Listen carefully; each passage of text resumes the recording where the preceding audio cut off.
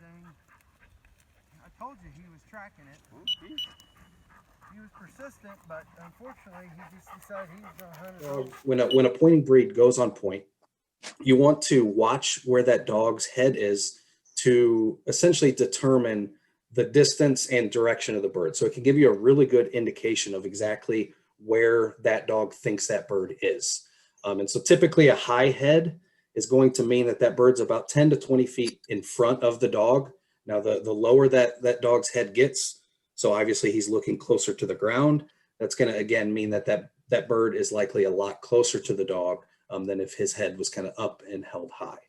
And you can also, again, kind of follow those eyes to essentially point out exactly where that bird is. So using the eyes and kind of the angle of the head, you can kind of triangulate exactly where that dog thinks that bird is.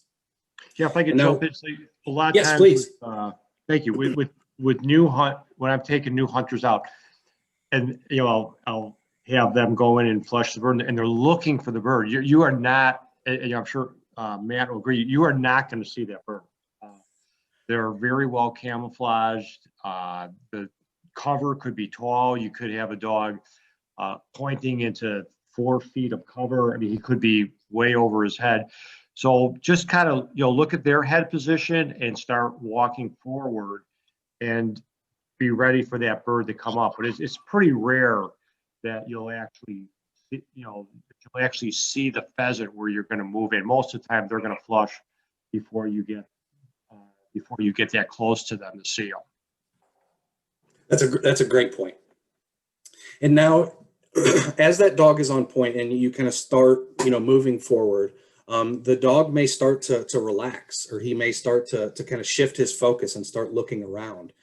If that happens, chances are that's an indication that bird has started to move, whether it's kind of running or just kind of walking, trying to sneak away.